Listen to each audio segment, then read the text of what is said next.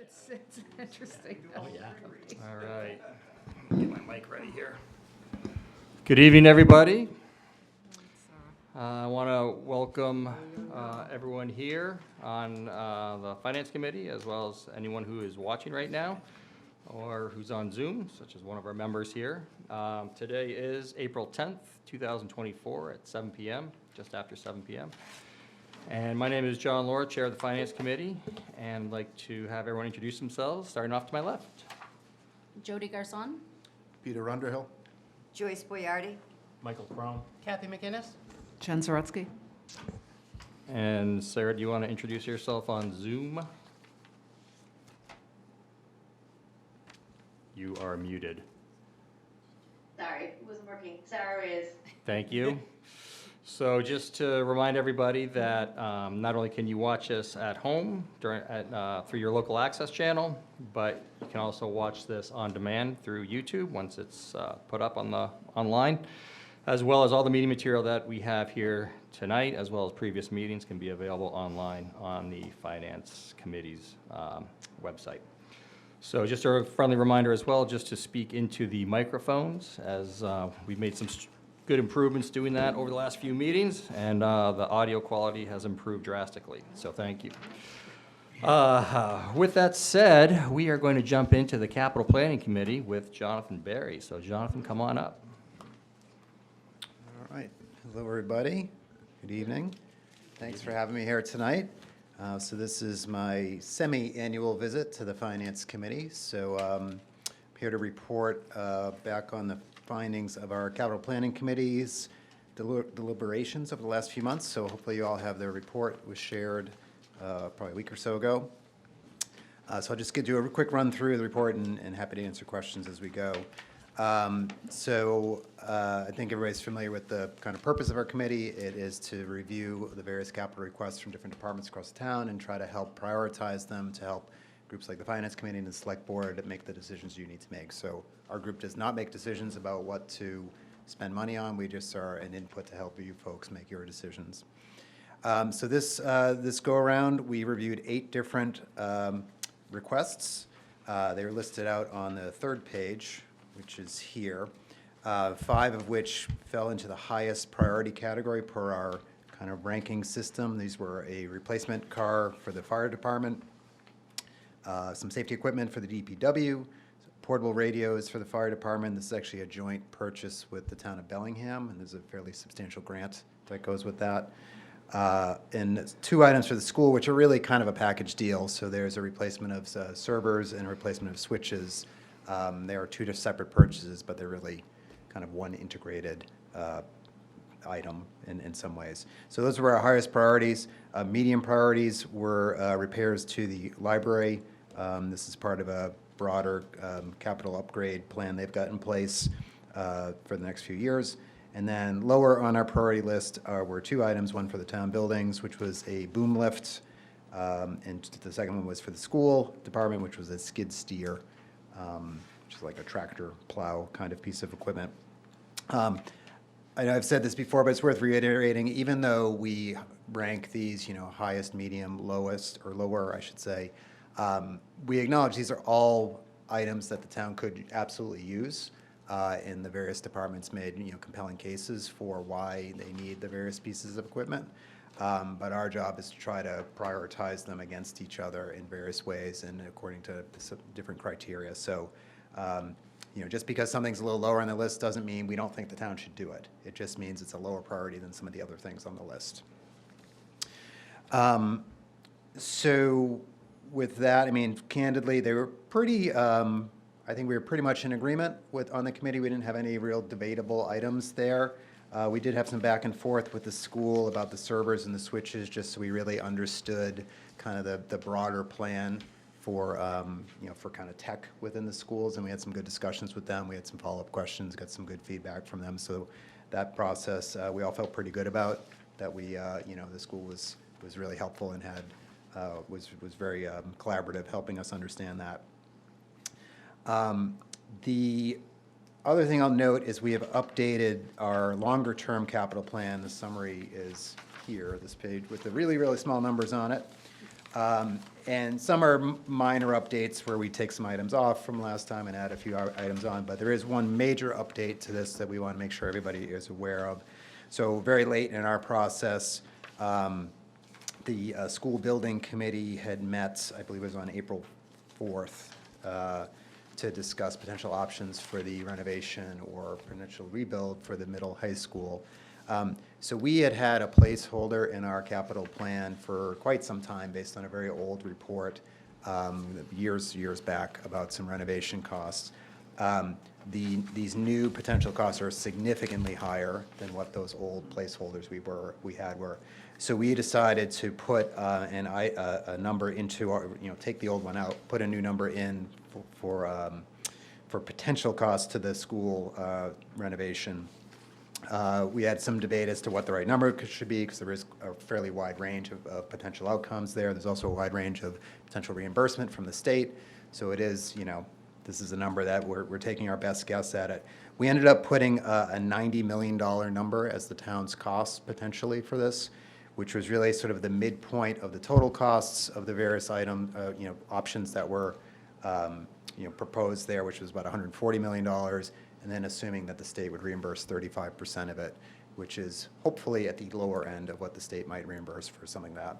So basically, we took off roughly 22 million or so of existing costs, and we replaced it with a $90 million number. So it's sort of a net 70 almost $1 million increase in our long-term capital. So obviously, that's a big number, and that is summarized in that little table below, where you see the $153 million of total costs broken down by the maintenance and the enterprise and the other capital needs. This one's obviously in the other capital needs bucket. One sort of late-breaking development, I met with the select board on Monday, kind of went through the same report. One thing we've discussed at the capital planning committee is about whether or not we should retain the item we've got for the senior center on our capital plan as we currently have it. Right now we have a $16 million placeholder for that, which was based on the projects that were proposed a year or two ago. The select board suggested, and I agreed as the chair, that we should remove that item, because in the near term we don't have a realistic plan for a $16 million senior center, at least in the near term. So we're going to take that off of this item, off of our report. So this will actually go down by about $16 million roughly. So we'll issue an updated report with that. And it's a good reminder that this is a very fluid list that we've got here. We're trying our best to have as good of our arms around what the town's going to need, but it is always changing, and we're trying to stay on top of the various changes. So with that, I'm happy to take any questions anybody has about either the process or any of the items and how we were thinking about them. Thank you. Go ahead, Joyce. Thank you. Just for further discussion about this COA placeholder. Yeah. Why exactly is it being taken off? So Why couldn't it stay as a placeholder and just change prioritizing it, maybe? So, well, I guess two parts. So one is in our larger item, we don't have everything prioritized in our big list. We've got probably 150 plus items on this big list. Okay. So they're not all they don't get prioritized until they're actually in front of our committee as a specific request. So like as of today, there was not a specific request for a senior center, for example, or a fire truck that we're going to buy in a couple of years, So we don't prioritize future items yet until they are ready to be prioritized. So that's one. Two, absolutely, it could stay on the report. If we, as a town and as the various committees, think there is a realistic chance of this being an item that the town would be spending money on within the next 10 years. This is a 10-year kind of look on our thing. So in the discussion with the select board, they felt that was less likely than not. Certainly that's open to debate. Well, just as a senior, not just as a senior, as far as how some seniors may look at it, is the can's getting kicked down the road again, and the schools are being you know, that once again, the schools are getting the priority. I'm not saying it's right or wrong. Yeah. I'm just saying perception-wise, it kind of looks like, okay, not only are we, it makes it a little bit more hopeless instead of hopeful. Yeah. And there's been discussion with the seniors thinking, okay, well, we didn't get it now, but it's coming to us. So I don't know. I'll let Yeah. our friend here answer behind you because he's. Yeah, somebody behind me. I'll explain why the Select Board took it off. Honestly, it was a pretty resounding defeat based on this committee's recommendation when it was up for a vote. So it was removed by the voters at that point. There was a lot of argument that $16 million was a ridiculously high number. Correct. So that means it's an $8 million or a $6 million. I'll argue construction fees have gone up dramatically since COVID. I mean, I've got built projects that were bid out at $5 million, they're costing me $10 million to build right now. So there is no number for the senior center. That's Right. not to say the senior center isn't a priority or isn't a consideration, but there needs to be a number. We can't just Oh, I- arbitrarily put something in, otherwise we should put a swimming pool, a dog park, and everything else that people have mentioned. I But right now, this one went wholeheartedly- down in flames at I the town understand meeting. that, but Yeah. it went down not because in my perception, again, because I was on the board, it didn't go down because the board didn't want to support it. It was because of the people presenting to us couldn't justify why there was a differential between 11 million and 16 million. So I don't think that it was us that said no to the senior center. It was no to the way it was presented to us. Well, the project that was proposed received a resounding no. The project that was Correct. proposed was $16 million. When a new project is proposed, that will be evaluated, but we're not carrying things that are wish list items. And right now, with a no vote on this at $16 million, I wouldn't carry $16 million for it, just like I wouldn't carry swimming pools that groups have talked about, dog parks, all of those things that people want. But until we have a hard dollar associated with it, it doesn't make sense to do. And so we took it off. If the school is defeated in a year from now, it would be removed. I mean, that's the way this works. These are Okay. current projects that are proposed that are in the pipeline. We don't want to put every possible number, otherwise, let's set aside $1 trillion for town improvements, and call it a day, All set? Go ahead, Kathy. As my chair gets lower.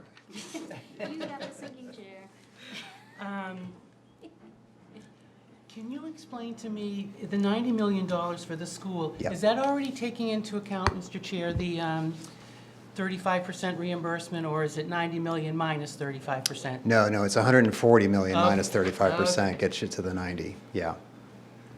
All right, and I'm just curious that I see, we're trying to maintain current buildings and everything, Mr. Chair, and I see that the library, did I see somewhere that the library had repairs? Yes. Yeah. 35,000. And Yeah. that's not included on the list, right? It is, so Okay. yeah, so the library, Okay, oh, even medium priorities are on, okay. yes, It's right yes. on here. So Okay. just to All maybe right. a quick Thank word you. on the library, the library came to us Yeah, about a year ago, I think, they had gotten an assessment from an outside party, which laid out in pretty good detail repairs that would be needed So these and, are what they upkeep over the next several years. So we have all of those slotted in over years. So this is a kind of an item we've known about. And again, it's important we maintain the buildings, no question about it. Just per the way our system worked out, it came out medium, but it still is something, we feel should be done sooner rather than later. thank you, Mr. Chair. And I know the Capital Planning Committee has nothing to do with the monies involved to fund these. You're just prioritizing Right. them. And I think maybe the Finance Committee should take it to the next step about where this money would be coming from. Because I understand from last week that the free cash for the marijuana sales is going to Tri-County. So is it free cash that funds? Again, These yeah, items?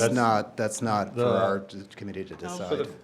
So the free cash, let me just jump in, the free cash goes to the capital planning, but there's no, at this point in time, there's no marijuana funding going to Tri-County, though. No, Right. the sales tax.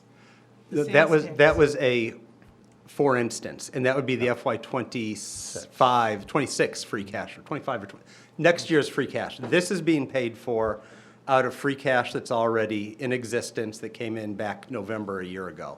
So that's using up the remainder of this money. And just to be clear, I was talking about when Tri-County comes due with that $350,000 bill, we're looking at every possible way to find money. And one recurring source that coincidentally is about the same amount, 300 from the marijuana money, 300-ish for Tri-County. It was a lovely coincidence. I'm not saying we're doing that yet. I'm saying that's something we want to look at because it is a recurring source that would Well, Mr. eliminate that need for an Mr. override. Chair, and Yeah. Craig, if you're looking at that source, then shouldn't you be looking at what the decrease is going to be, which will allow you to capital plan? I think that's going to happen when the free cash comes in for next November. We'll have that number.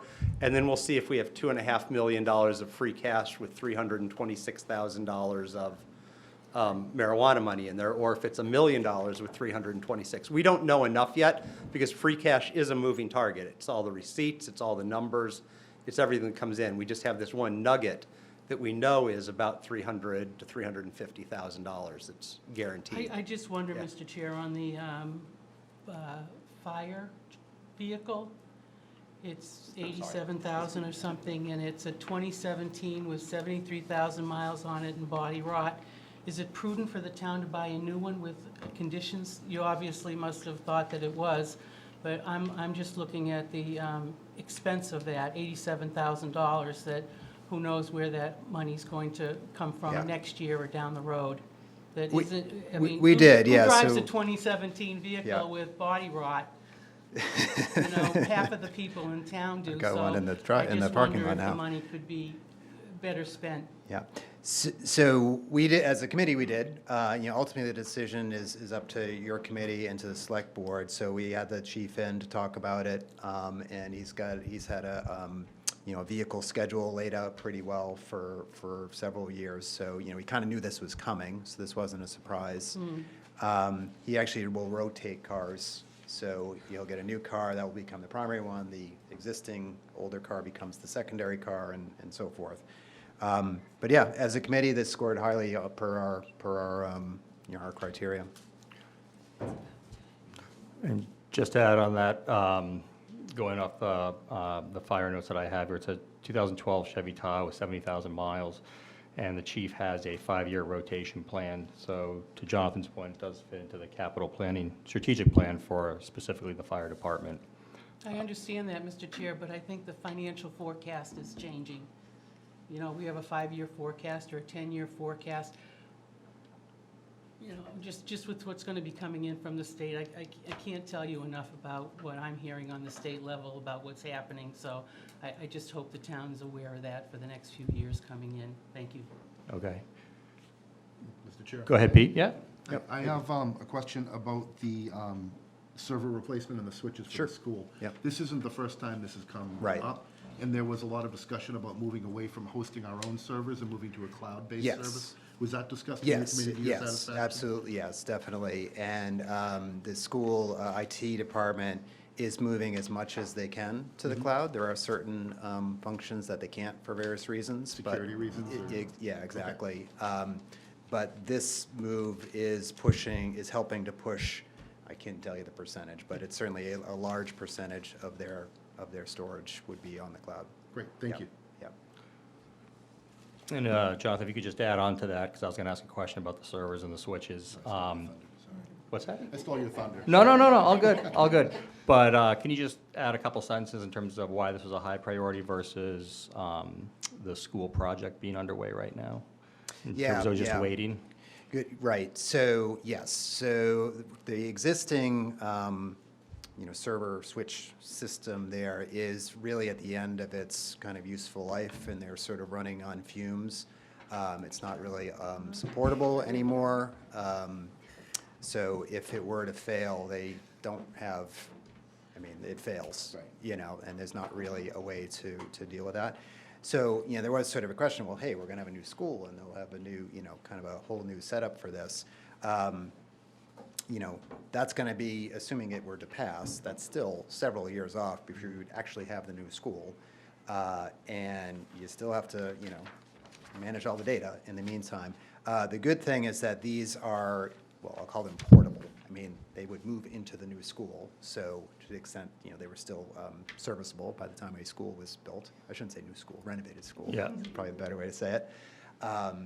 So we felt, you know, you can't wait till the new school is in place to deal with this. This is an issue that has, to your point, it's come up for the last couple of years. You know, we've kind of said, all right, let's, you know, can you squeeze one more year out of this thing? And they've been able to, but there's a point at which, you know, you're going to run into a problem here. And an emergency repair will be significantly Yeah. more costly than a preventative one. Yeah, and one thing we had a lot of discussions about was just making sure there was adequate surge protection for these things, because one of the issues they have had some electrical problems where they've had, you know, power spikes of various types that can potentially, you know, damage equipment. So part of this is also finding, I can't remember the right phrase for what it is. Surge compressor. Yeah, so they're buying that stuff as well, which is relatively, it's in the cost, but UPS? for UPS? UPS. Yeah. Yeah, UPS, right. See, I was paying So attention. for, you know, small dollars of this are, you know, critical because it helps, you know, the thing from getting blown out if there's a power spike. Go ahead, Mike. I think too, of the, what, $67,000, probably about $50,000 of that is software. I mean, the Yeah. equipment really isn't the expensive piece of all Right. of this, it's the software. Right. And there's nothing you can do about that. And that software is transportable from machine to machine, so Yeah, you have to have it, you have to have it. yeah, exactly. So, yeah, the point, it doesn't go obsolete in 3, 4, 5 years. It will port over to the new school, renovated school, assuming it passes.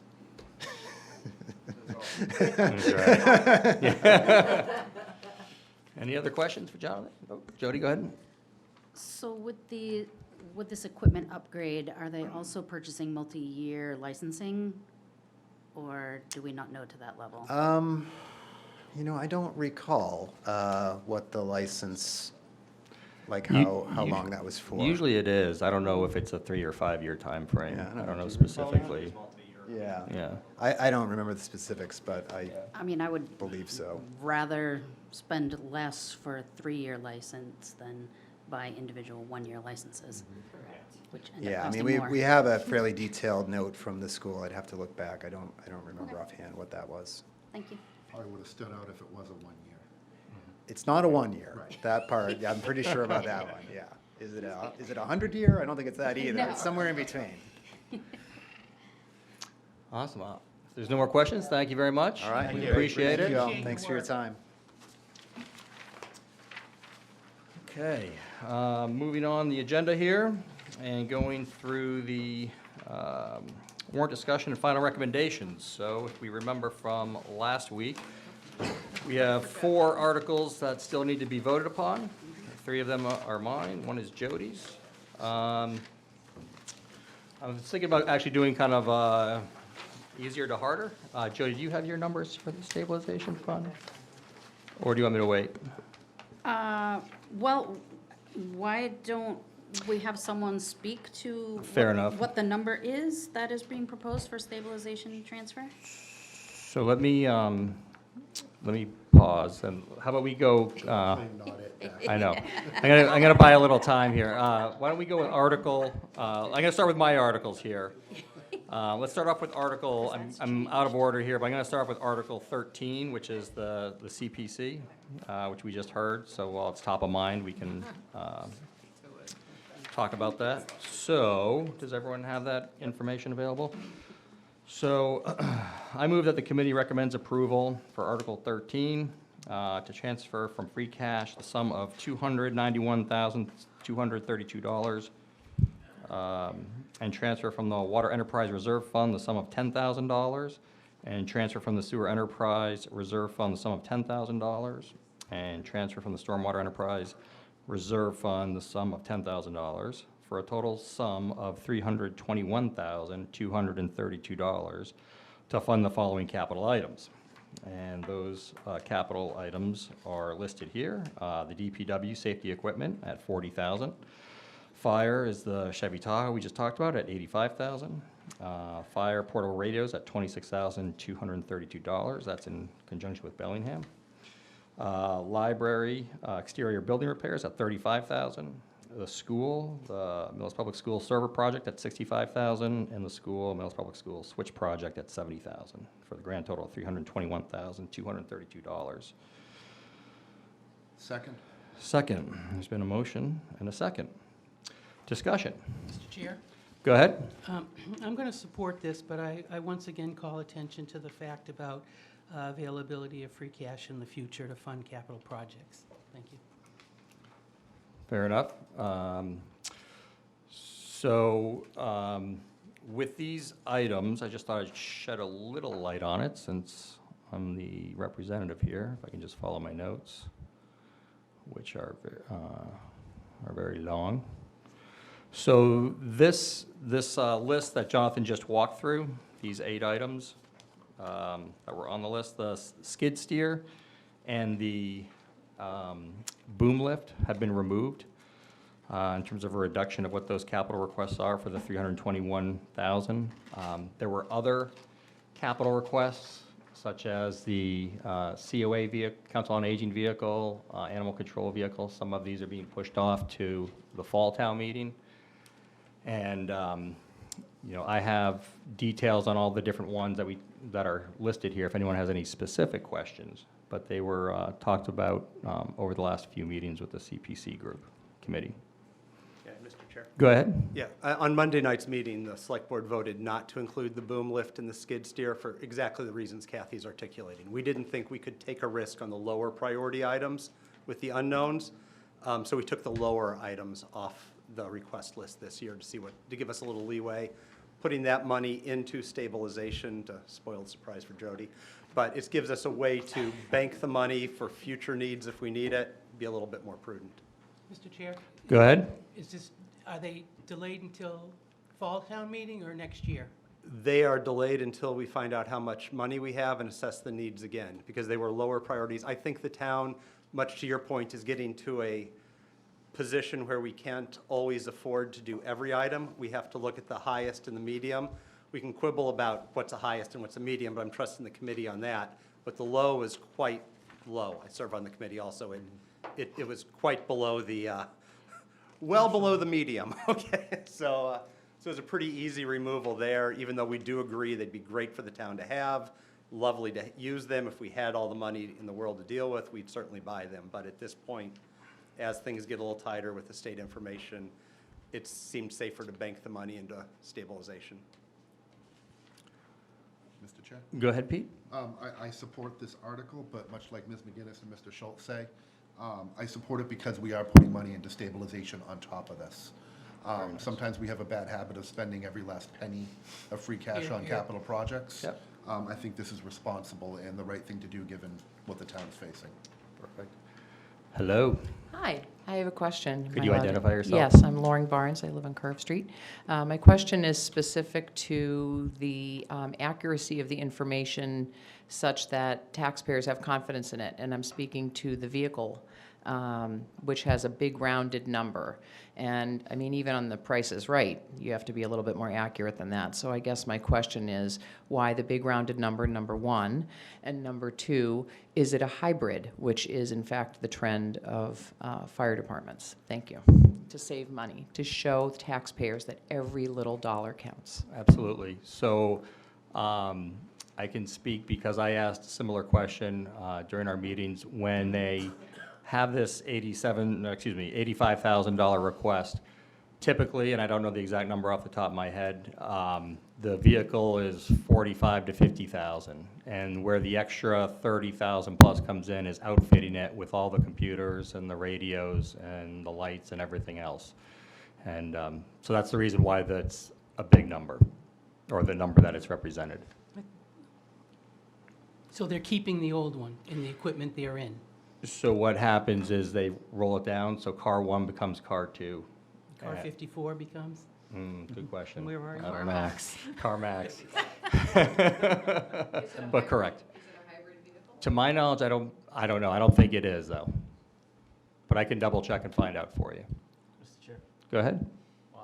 my next door neighbor, or down the street neighbor, just purchased a pickup truck. He's a contractor, and the pickup truck was $75,000. It's a nice Vehicles of pickup. this type have become exorbitant. I agree, seems like a lot of money, but unfortunately, this is the kind of prices that we have today. Mr. Chair? Go ahead. Along the lines of what Ms. Barnes just said, if it is less than $85,000, does the funds return back to the general fund? Is that the correct assumption? Go ahead. Free cash? Stand by. It just doesn't get spent out of free cash. That's where free cash comes I from. sit next to a very So, smart person. yes, well, actually, in this case, we'd appropriate 85,000 for it. If we don't spend it, there'll be an article that's written at some future date that takes $5,000 of unspent money on, Is it on something else? well, puts it into free cash or spends it on For something something else, else, yeah. I'm an optimist, Yeah. but, I can ask. Yeah, and it's a not-to-exceed number, so we won't go over that. But there are no quotes, and there are no hard, final, finished quotes. It's a process, Right. but we know this will get us there. Thank you. Yeah. That's why I can appreciate the DPW. Mr. McKay always comes in with the exact product. Yep. Yeah, he's very number, good. From the dealer, What's yeah. included and what's not included. So maybe in the future, we can look forward to seeing that. Uh, more. Correct. And the quote, the fire department did provide the Oh, he did? quote. Yeah, it's in the material. Go ahead. I just want to say that I think taxpayers are really concerned.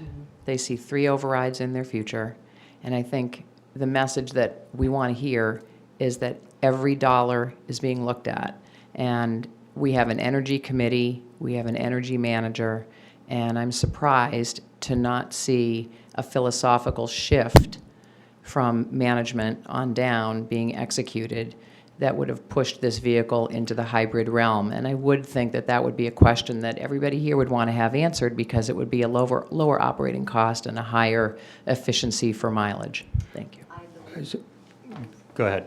I believe that the discussion had been about hybrid, but they felt that for what the needs were, it didn't work the way a regular vehicle would, for what they needed it for. Just to add on to that, I know that discussion came up with the police cars, and one of the, to Joyce's point, was an idling car can last longer and not drain a battery for X number of hours. So I know that was discussed. Battery operated, yeah. Go ahead. Mr. Chair, just Go to ahead. touch upon the question of hybrid versus non-hybrid, that was looked at. Okay. The fire chief did review that. The hybrid vehicle added another $15,000 to the cost of the vehicle. So that was weighed into that decision. So certainly, if we wanted to look at adding another $15,000 to go the hybrid route, it's something that could be considered. But I think in looking at it, we thought the $85,000 was probably as high as we wanted to go, but still met the requirements of the vehicle. Go ahead, Jack. And am I correct? If you had a hybrid, would you need to add a charging station of some sort on top of it? I have an EV and I need a charging station, and let me tell you, that thing is not all it's cracked up to be. Yes, yes, a plug-in hybrid Yeah. does require that. Because I'm seeing 76,000 for I mean, I only paid 600 Yeah, for we mine, would, but we they're would not need a cheap. charger. We are looking at getting chargers in the community. It's something that our energy manager is looking at, and we're looking at the state grant programs to allow us to do that. And hopefully within the next year, we'll have a number of new chargers in the community. But it would, if to work properly with a plug-in hybrid, we would need a charger That's what available. I thought. for I have the solar vehicle. and an EV, so I've been burnt. It's not all it's cracked up. Like, you have to be considerate about it. It's not a cell ball. And I'm going by memory, but didn't we have an article to put in, a grant to put in charging stations a few town meetings ago? You're right. Got voted And it It got it voted failed. down? It It's failed. crashed and We- burned, it if fa- I it- remember. It was defeated by one vote. Yeah. Is that right? Yes, it was. Okay. Thank you for clarifying and adding that information. Ms. Barnes has I'm- something else to say, though. Go ahead. I just wanted to clarify, I wasn't meaning an electric vehicle. No, but the Hybrid. hybrid still has an electric component. I've had both in my lifetime. I mean, we It's- have a Could be hybrid either. vehicle and we get much more efficient Yeah, mileage. understood. I'm just going to switch to one of the other capital request here, because I think it's pertinent just to understand, and that is the portable radio request. So the town of Bellingham and Millis is applying for a firefighters grant for portable radios. The towns are responsible for 10% of the cost, which is $52,000, of which 26 would be Millis's responsibility. And Bellingham is overseeing this and writing the grant, and we will know in the near future whether or not the funds will become available for that. Any other further discussion? Okay, with that, I will take a vote on Article 13 to approve Article 13 as it is written. Mr. Chair, I move that we approve Article 13 as I think we did already. Yeah, we just did. Now we're Oh, voting. discussion, I'm We just so did dis- we sorry. just did I'm a discussion. bit That's late to okay. call it That's Donald okay. Trump today. All those in favor of of approving Article 13, please say aye. Aye. Those opposed? Those abstain? All right, thank you. Sorry about And Sarah, I believe I heard you, but could you just repeat yourself? Yes, she said aye. Yes, I Thank- approve it. Thank you. Okay. Let's see here. Okay, I'd like to go to Article 3, unless, Joe, do you want to go? You ready for your article? Yes, but someone should speak to Yes. the rationale for putting money into stabilization versus just leaving it in free cash. Town Administrator, do you have any comments on Article 22, stabilization? Thank you, Mr. Chairman. Currently, the town is approximately, I think, around 250,000 over the 5% based on the current budgetary numbers. I think the thought process here, it's very prudent to build up that stabilization account, considering that number one, the base operational budget may increase if the override passes. Also, we have some other liabilities such as the Tri-County and other things we have to plan for. So there's a feeling that we should try to keep some funds in there additional to the 5%. And in order to reach this number, part of the decision-making process that the Select Board had was, again, as Select Board Chair Craig had said, that we should look at being fiscally responsible with items such as the capital, where certainly useful items, but not so critical that they couldn't be put off for 6 months or a year or reconsidered at a future time. So with that, the total available for stabilization would be $195,305.36. Go ahead, Mike. I think one of the things to remember too is that credit reporting bureaus, not credit reporting bureaus, but those bureaus that. Bonding agencies. Yeah, the bonding agencies and those that rate the bonds look at stabilization funds. And we're going to be going out with some sizable bonds. Especially for the new school, if it gets passed, this only helps in getting a better rate. They definitely like to see continual growth in the stabilization account, absolutely. Thank you. Thank you. Any further discussion? Would you like to make a motion? Sure. I move that we recommend approval of Article 22, which will transfer from free cash the sum of $195,305.36. Second? It's been recommended and seconded to approve Article 22 as written, to move the $195,305.36 to the stabilization fund. Discussion. Mr. Chair? Go ahead. So by my calculations, this will put us at about 6% in the stabilization fund.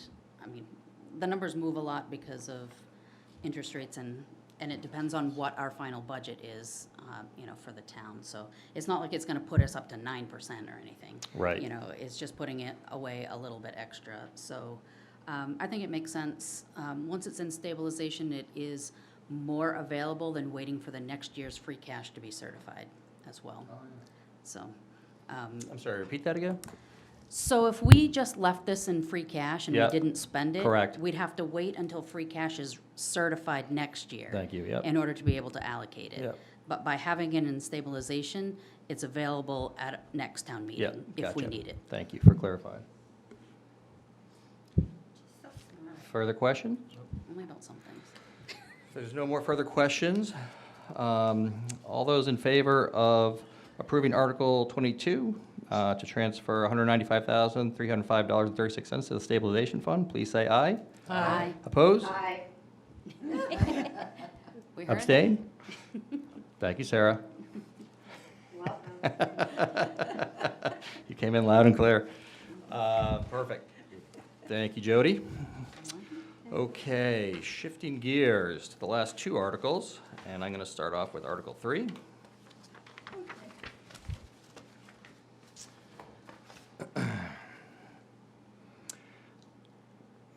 Article 3, I recommend that the committee approves Article 3 to fix the compensation of elected officers, provide for a reserve fund, and to raise the appropriate, including appropriations from taxation by transfer from available funds, all as specified below, the sum of $43,827,557, to defray charges and expenses to the town, including debt and interest, in a reserve fund and the general fund for the fiscal year beginning July 1st, 2024, as outlined in Table 2 of the Finance Committee report, with the following revenue sources. Taxation, $41,914,320.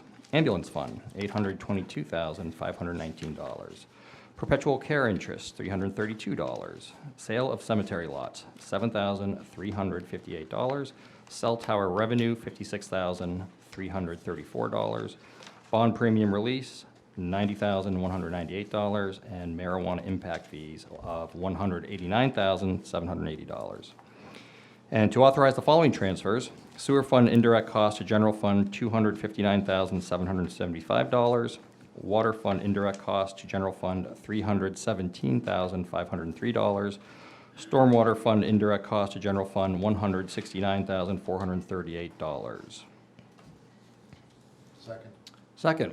So there's been a motion and a second to approve Article 3. Discussion. Mr. Chair, Go ahead. I believe last week, I continue to have an issue with the indirect costs for the, no one's surprised about that.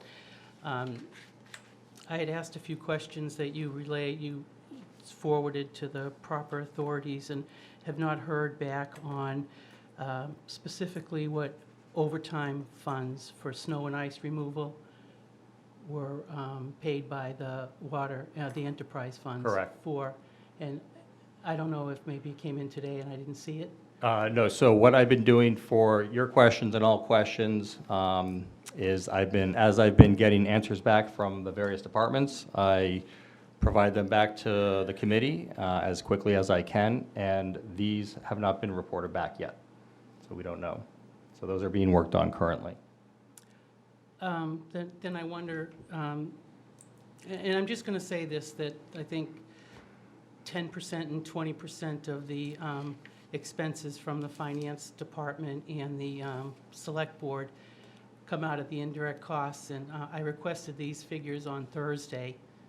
You forwarded them to the proper people. Correct. and we haven't heard back yet. Correct. So I'm wondering how we can vote on indirect costs when we don't have all the information. Because during the DPW presentation, we covered indirect costs of what they will be. I think, unfortunately, the DPW director didn't have an opportunity to meet with the committee member assigned to discuss the indirect costs with her, and until that time, people were unavailable. But I think we're doing a big disservice, once again, to the ratepayers, and I'd like to read something from the Select Board goals for FY23. Okay? Which was a few years ago. Significant movement toward correcting the enterprise funding issue, totally corrected in FY25 budget.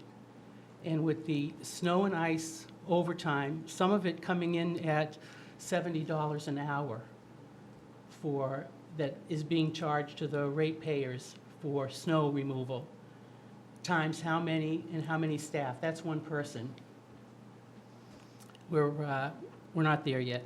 So I'm just wondering if we can put that off, the vote regarding that off until we get the answers Okay. Obviously, no one is concerned either. You're not in the water system or the enterprise. Everybody's in stormwater, so that should, that 3% of that. We're not concerned for the ratepayers that are paying a disproportionate share of general services at the, and then they're going to be taking on override issues. And I can't support that, Mr. Chair. I never could. And when I see this, that it's not taken care of, and I understand it's going to be taken care of if the override passes, but it's an if, and this makes it sound like that, you know, it's going to be totally corrected in the FY25 budget. Okay. That's just my opinion Yeah, on it. yeah. Thank you. Okay, so going through the various meetings that we've had over the last few months, we've met with most of the departments, including the DPW, but we've met with fire, the police, recreation, council on aging, library, buildings, town buildings, school committee, IT, animal control, town clerk, DPW, Oak Grove repairs, Board of Health, ourselves, and the school committee again. A few did not present, such as the emergency management, celebration, and veterans, but that's okay. Some people wanted to volunteer and talk to us, such as the Board of Health. My hope is that between receiving the department material, generating questions, and listening to the departments, having follow-up questions, and getting answers, we're at a good point to approve the fiscal year 25 operational budget. My feeling is that we've made good stride forward in terms of more clarity, efficiency, and understanding of each department's accomplishments, budgets, and needs. So those are my comments. And I might just add, Mr. Chair, that the DPW director was not in favor of the final amounts on the indirect costs, which I think he was going to explain to the representative from the Finance Committee to discuss more about the article. Thank you. Go ahead. Lauren Barnes, I just wanted to ask if you could articulate the opening sentence of this article that says, "Fix the compensation of elected officers." Thank you. The town administrator add to that? I actually had that question too. Fix sounds interesting. Go ahead. Good evening, Mr. Chairman, members of the committee. So that's a great question. Under state law, town meeting sets the wages and salaries of all elected officials. That basically means that once those are set, the select board or any other town official has no power or authority to change those numbers. Those are fixed by law by the legislative body of their elected officers. So when they say fixed, that means in place and immovable during the year. Now, town meeting could, at a subsequent meeting during the year, make an adjustment to that. But for the process of setting salaries, that is the process. And it's a legal term that they're unchangeable by any other town officials. So just to add, when I read fix, I interpreted that as broken. It's not broken. To put in place. Thank To you. set in place. Thank you. All right. Any further discussion? If there's no discussion, we'll take a vote. All those in favor of supporting Article 3 as written, please say aye. Aye. Aye. Those opposed? Aye. Abstain? Thank you. Okay, Article 4. Let's see here. Is that you again? It's me again. Stand by.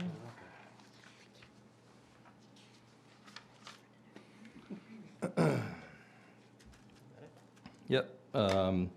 Article 4, I recommend that the Finance Committee moves that the town vote to raise and appropriate the following amounts from the tax levy for the fiscal year beginning July 1st, 2024 for departmental operating purposes and other town expenses contingent upon passage of a Proposition 2.5 ballot question under Massachusetts General Laws, Chapter 59, Section 21C. And the purpose of those is the school department, recommended amount is $1,070,767. Police department wages, $180,000.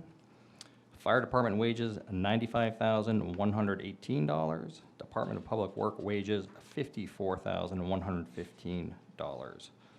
For a total of $1,400,000. Discussion. Oh, wait. Yes, discussion. Second. Oh, second, excuse me. I knew there was a step in there.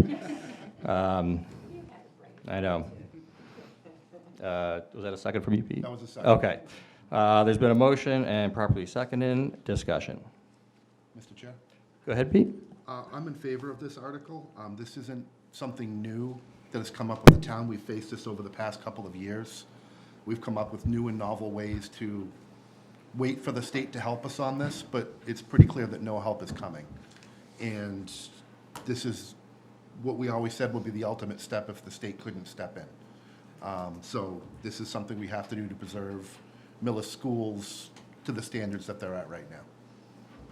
And we've taken every other step between layoffs and eliminating positions to get to the point we're at right now.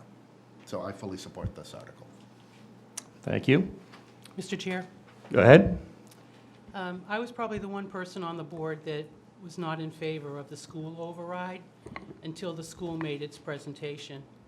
And I have to tell you how fortunate we are to have the superintendent. You can almost tell that he was a teacher before because he just knew exactly what was needed. And they sold a very high, difficult project to me. And when you convince me of something, then if I can't find anything wrong with something. However, I totally disagree with lumping them together. It's been said that we're not pitting one group against the other. It's not. It's allowing the citizens to see where they want their money to go and how much and to what. And I can appreciate what Chief Barrett said when I asked him at the end of his testimony, how would he feel if the override didn't pass? And he said, we can work with it. And I appreciate that in any sort of administrative capacity that someone can say that they can work with what they have. And unfortunately, you don't hear that much around here.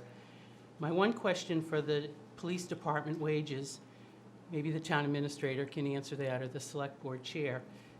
Does the two employees, is one of them going to be the resource officer?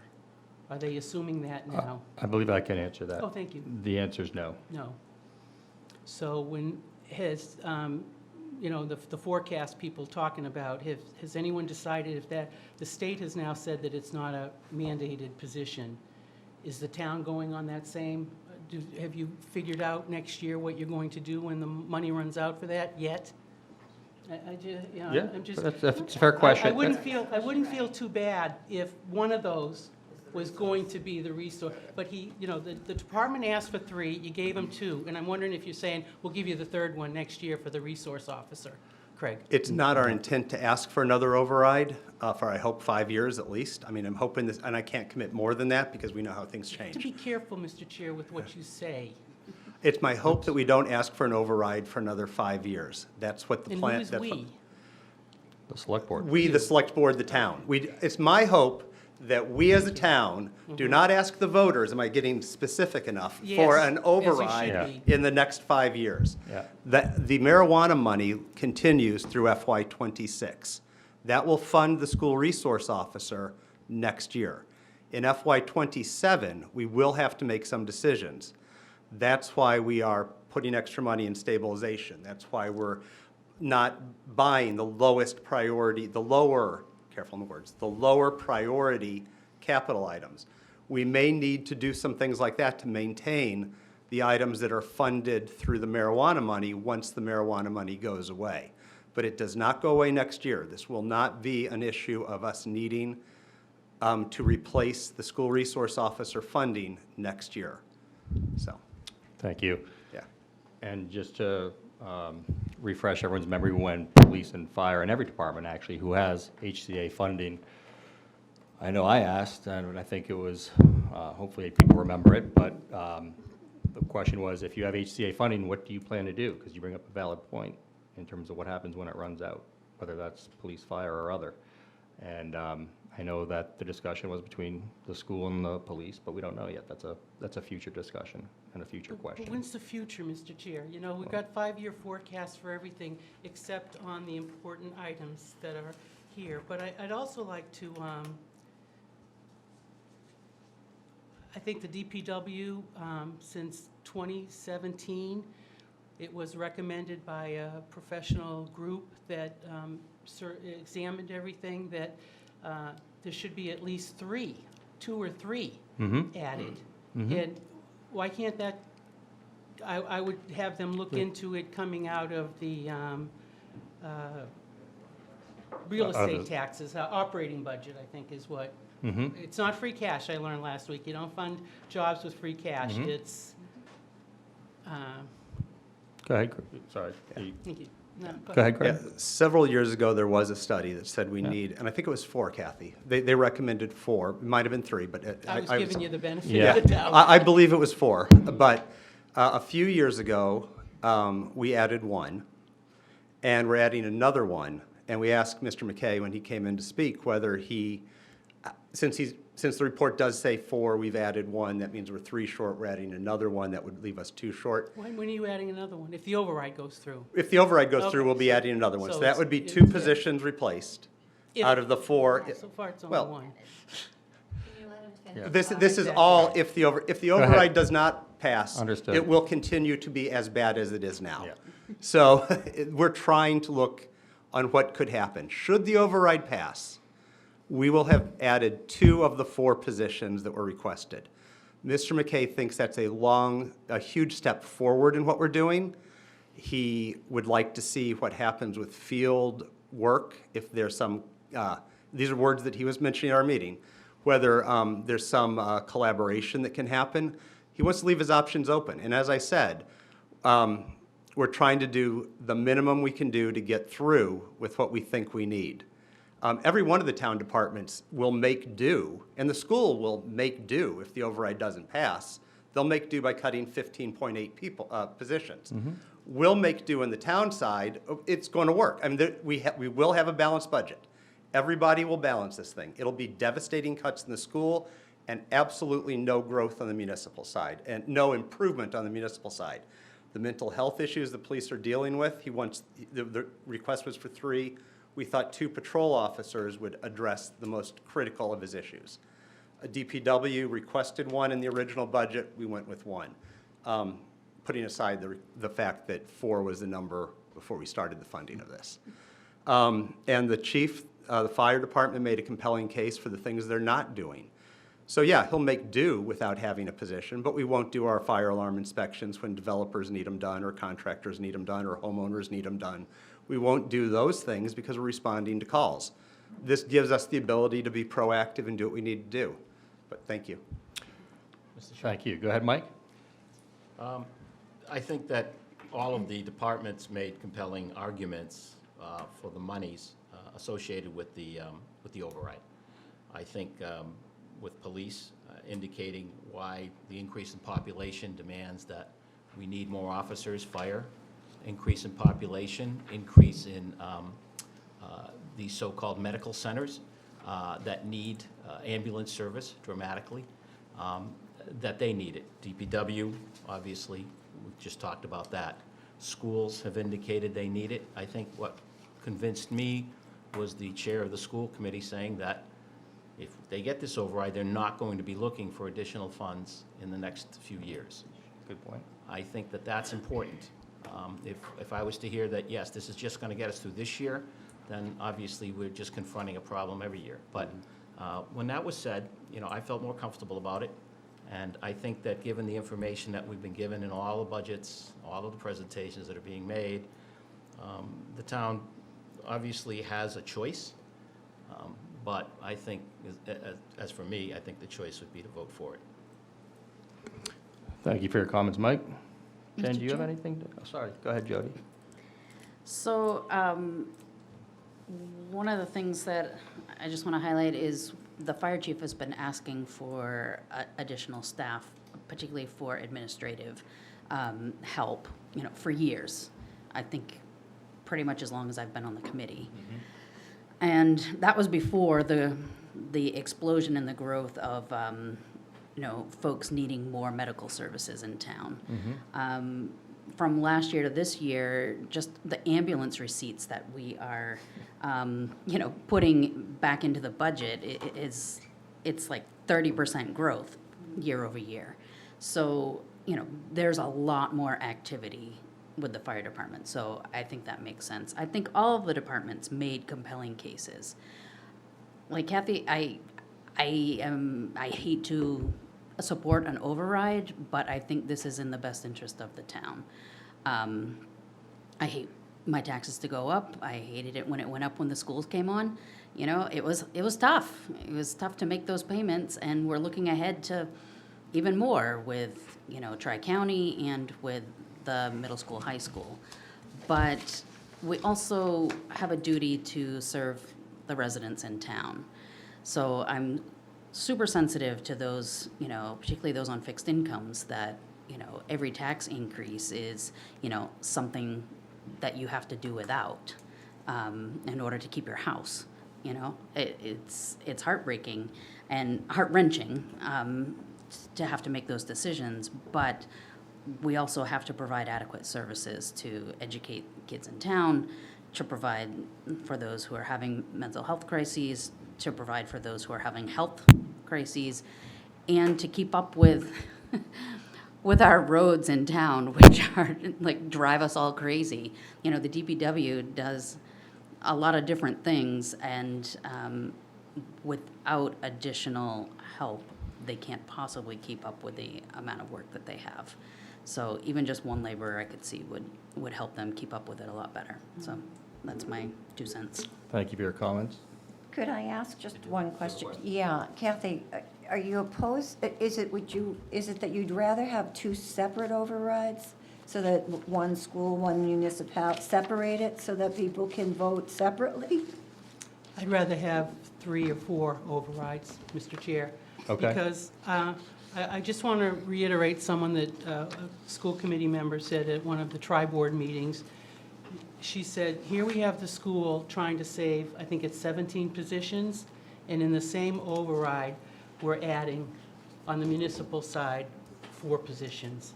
And how do you justify putting the 2 together, rather than people saying, yeah, it is time for the school. The school made a compelling argument, but I don't want to throw in $400,000 on riding on with the school. That's just my opinion, Mr. Chair. And That was just my question for her, but I'm not opposed.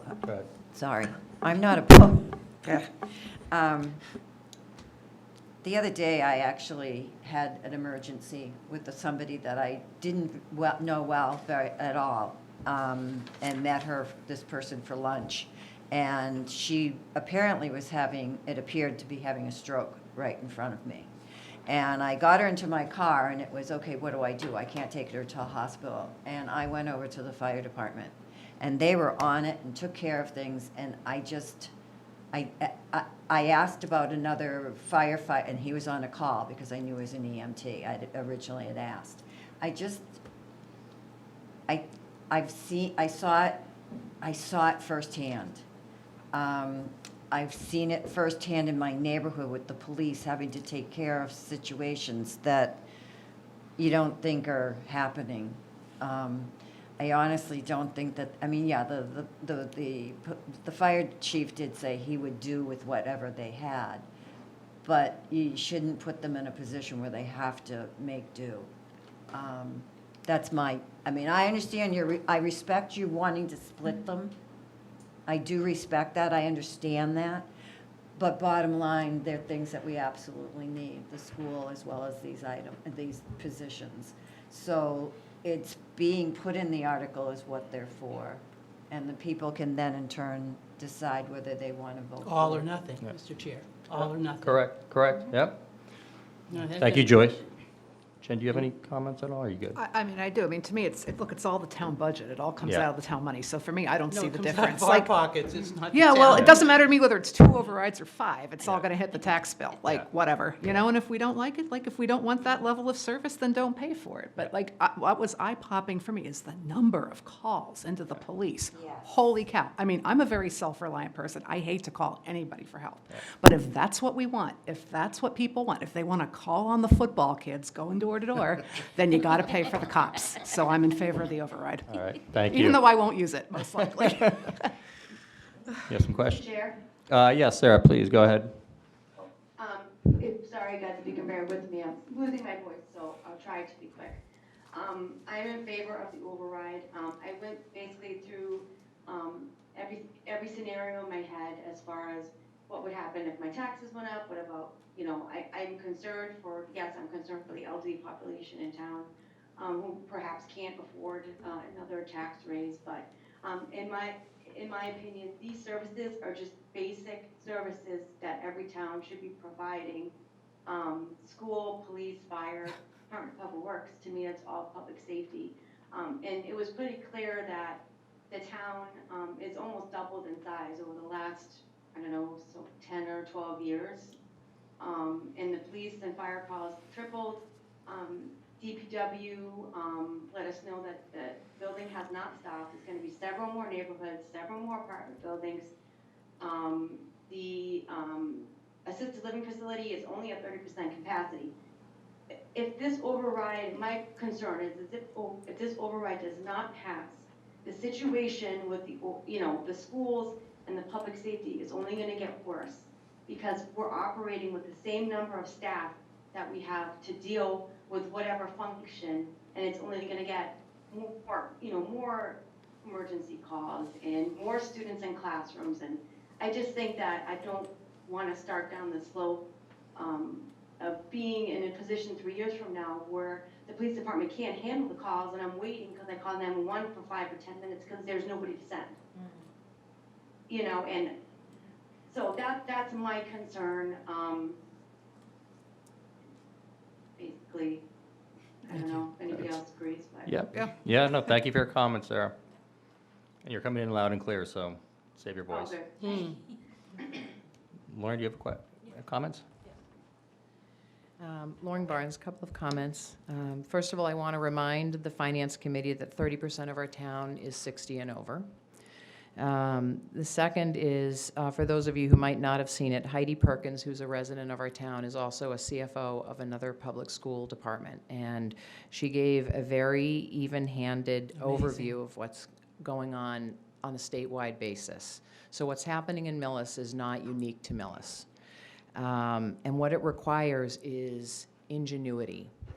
And what frustrates me is I feel like, and I've lived here since 1987, and I feel like we've been through this dance before, where when we're facing a vote to support the schools, what's before us is always that which will cause the most pain, which are the positions that are on the table are the paraprofessionals, the student interfacing experts. And I never hear about the consolidation of the operational functions, the consolidation of payroll managers, the consolidation of building operators, the consolidation of groundskeepers. And it seems to me that that was something that was on the table when I was on the select board, and Kathy as well.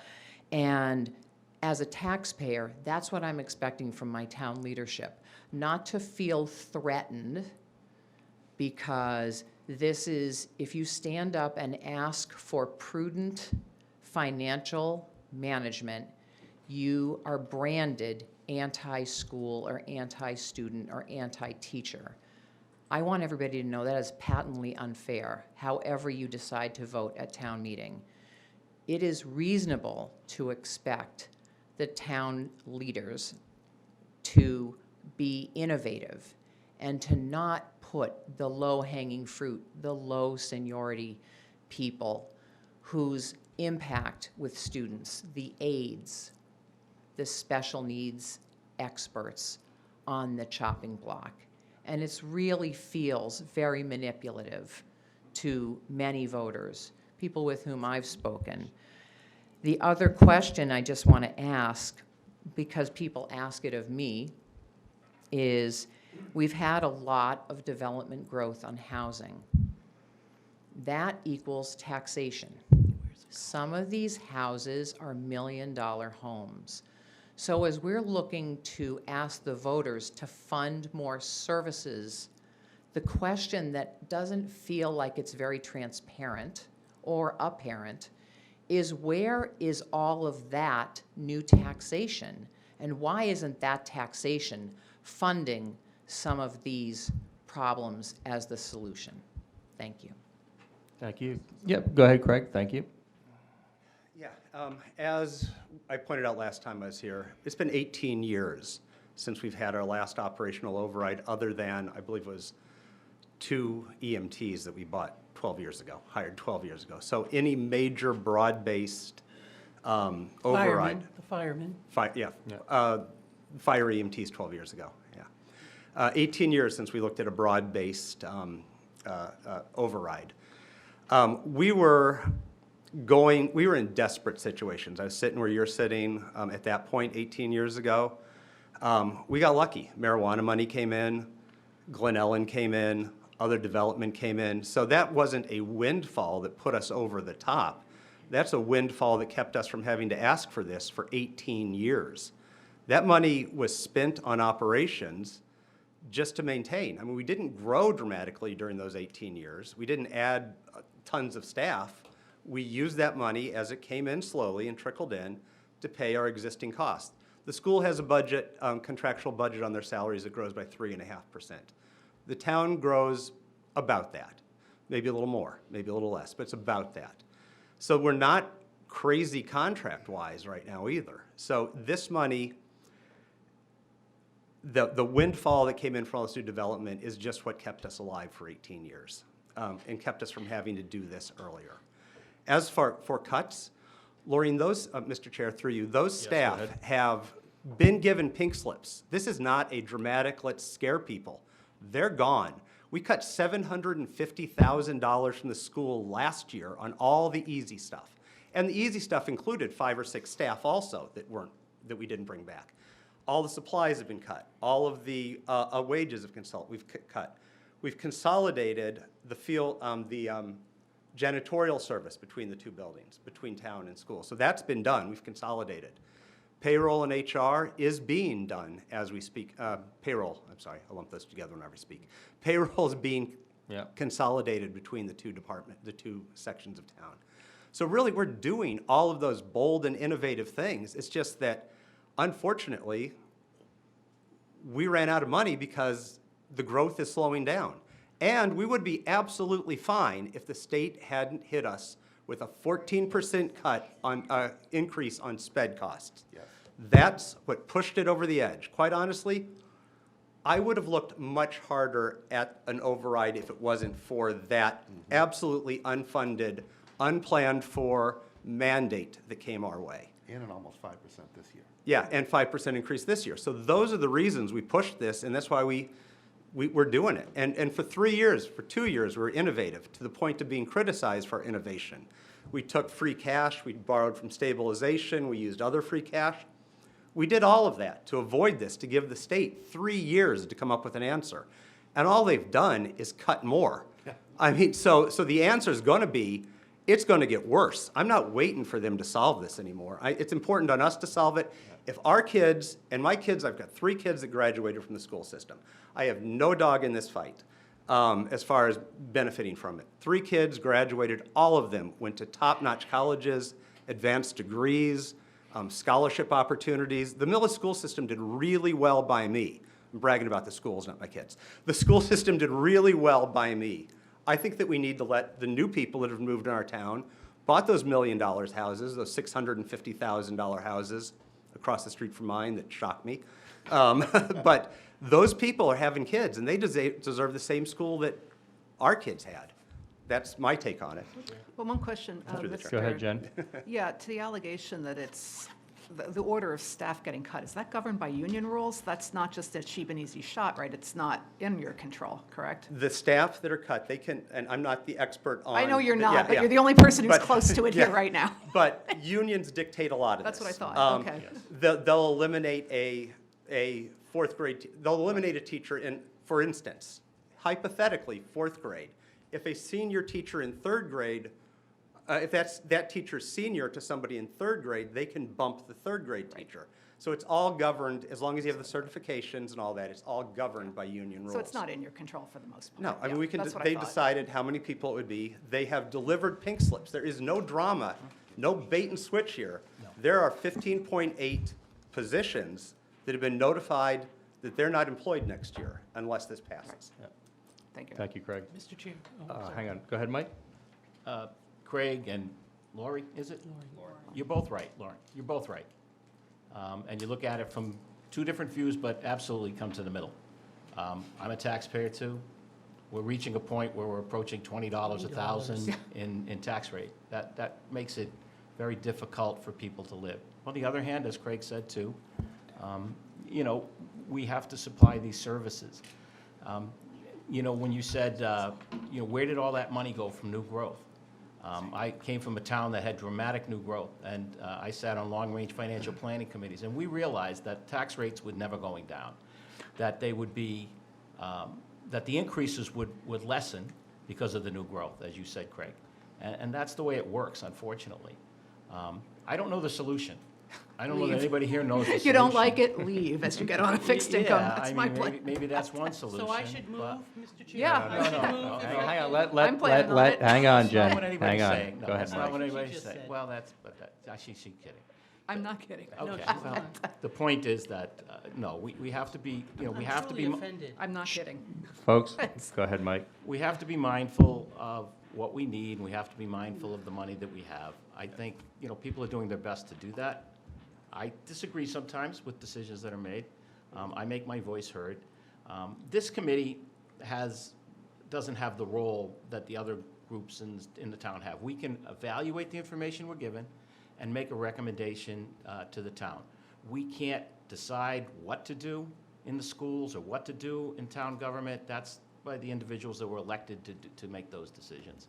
So I get your point, I do. I understand it, and I feel it too, but, I mean, as I said, I favor the Proposition 2.5 override only because I don't see a reasonable solution outside of it.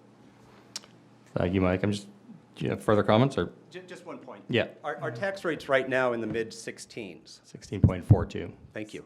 I looked it up earlier, I couldn't remember it now. I got you. But, and this would move it up 70 cents. So we're still gonna, 20 was the high, but it has been falling dramatically every year since this. Last 4 years, it's gone down. Yeah. It'll get there. Yeah. Well, and I'll say it right now, I mean, that's a vote for another day, and I think you should think about it, I think you should consider it, but they're two different projects. And I'm gonna be in a position, much like every other taxpayer in the town, because I think other than Mike and Carol, we're all taxpayers here. I hope we're all taxpayers here. But I'll evaluate that on its merits, because Yeah. that's a big impact. I'm evaluating this on its merits, and I think this is absolutely 100% worth it on its merits, and that's the way I see it. I'll look hard at the other one once I have a cost, because there's a line, you know? Thank you, Craig. Go ahead, Joyce. I just have one last thing, and there is something, I know, sorry. Use that mic, sorry about that. fortunately, one of the articles is the senior work to, the work hours, and it's increasing. There are 20 slots available for seniors and 5 slots for the veterans. I know this because it's one of my articles. Fortunately, the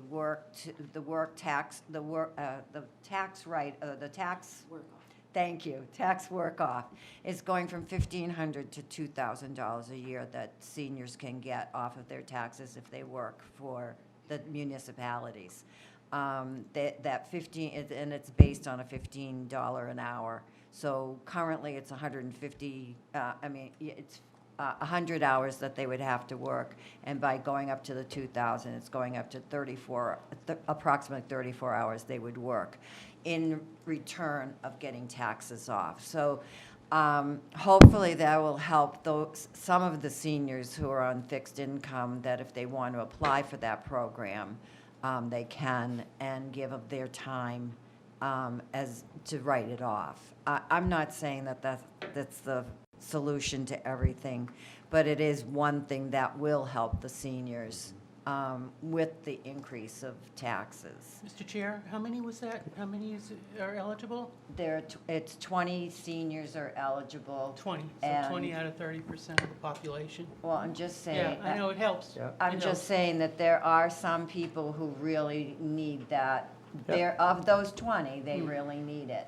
I'm sure there are others that perhaps need it or maybe not know about it. But if they were, hopefully they're listening, or if they come to town meeting, they'll be aware that this program is available to the seniors and to the vets. Thank you, Joyce. And family members can do the work.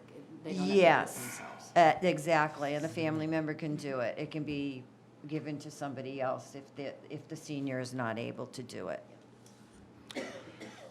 I'm just gonna add my own comments here, unless anyone has any further comments. No, right now.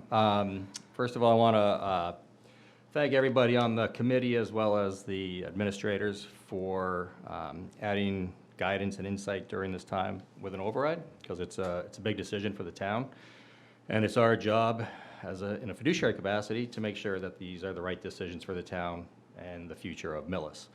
So I actually applaud everybody because I have a couple pages of notes here and you've stolen all my thunder on all my points. But just to echo a couple things, what kind of did it for me was the number of fire calls that are coming in, both for the EMS as well as 911 calls. The police incidents / calls going from 8,000 up to 16,000 in 2023. Now, these are, the landscape's changing, and what's tough for me is just, they're tangible, but they're intangible. It's not like it's a broken road or a broken truck. These are the mental health items that is in this town as well as anywhere else for that matter, as well as the DPW needing a worker, an additional worker as well. We know what the tax impact's going to be at 1712 for a tax rate. Looking at the tax rates online, the tax rates have gone down for over the last 4 years. Will they go up? Yes, this is one of those instances. There's a lot of financial challenges ahead, and this is the step that's in front of us right now. And when we look at the override, when we look at the school project, when we look at the PFAS treatment plant, or treatment well for well number 3, Tri-County, diminishing HCA funds, there's a lot of heavy things that we need to consider as a town. But for right now, this is the step that's in front of us, which is the override. And I think that we all see the benefits of it happening and approving it. It has to be approved at town meeting as well as on the ballot, so it's a 2-step process. But by having it not go forward, then there'll be, we'll make do in the different departments, but there's going to be significant impact, I think, for the intermediate and long term. So those are my thoughts. Mr. Chair, let me just, I think maybe Lisa Harden can address the ballot question, how to get a ballot. It is both a town meeting and a ballot, both must approve, right, Craig? Yeah. Lisa, do you want to Yeah. comment on that? I don't know if there's early voting or absentee ballots, or you Okay, have to but show let's up. let her answer. We know you, but can you identify yourself? Lisa Harden, Town Clerk. Thank you. I just ordered the ballot today. There's not going to be an early voting in-person period for the Okay. town election. There will be what's always been called absentee voting, but we're calling it early voting now. That's the new lingo. Okay. But the cards were sent out by the state in January, February to everybody, and one of the options was to check off all elections. Mm-hmm. And everybody who checked off all elections will be getting a town ballot, which is maybe 1,500 ballots that we're going to mail out. And in addition, if you didn't, if you voted in person in the presidential primary, you may not have sent back your card, but And do you? I'm kind of speaking to the audience Yeah. that's not here. Yeah. There's still time to request a mail-in ballot if Okay. you want one. And there's forms on the website, or you can call us. And you can also go on the Secretary of State's website, and there's a place there you can request it. So phone call, And- Thank you. online, as well as come and visit And you. in addition, there's in-person voting on Election Day, May 13th, 7 a.m. to 8 p.m. Does that answer your question? Does that help out, Kathy? Yeah. All good? thanks. Thank Okay. you, appreciate it. Sure. If there's no other further discussion, let's vote on Article 4 here. So, all those in favor of approving Article 4 as written, please say aye. Aye. I, Oppose? Aye. I'm sorry, I misspoke. Was that a nay or oppose? Oh, yeah, opposed? Oppose? Yes. Okay, so nay, okay. Any abstentions? 0. Okay, thank you, Kathy. Okay, so that concludes Article number 4, as well as all of the articles. So, Mr. Chair, yes, go ahead, Sarah. sorry, I just wanted to make a point. Is somebody going to, at town meeting, explain to everybody that it's gonna be a two-step process so that people aren't thinking they're gonna vote? Vote right at the meeting? One of those people will be me, and I'm sure there'll be a few others. Yes. Thank you. I have meeting minutes approval, but I don't, oh, I'm sorry, postpone. Board and committee liaison updates, I think we covered that. The only thing I have are 2 old and new business under that topic. One, did everybody see Jim McKay's email today about PFAS announcement on a national level? So that's something to read and digest over time, and, I think Millis has been at the forefront of that, but there's more details to come as that comes forward. And the other thing just to be mindful of is, we're in a capacity here as FinCom members, and while we try to promote all this through the proper channels, social media is a channel. And just be mindful if you're speaking on social media and if it's a personal statement versus a financial committee member statement. So if you want to make a personal statement, feel free, obviously. But if it's a finance committee opinion or thought, please direct all residents to the website where all the material is available so they can verify the information for themselves. Go ahead, Jody. So just backing up to the liaison update. I'm for sorry. A Go quick ahead. one. Yes. So for the MBTA 3A committee, we are working on new maps. I know people were kind of a little surprised to see what the iteration was of the map that was presented at planning board. We are working off of new maps, and those will be presented to the planning board on their meeting of June 11th. So our committee will be meeting again in April, I don't know, April 25th, something like that.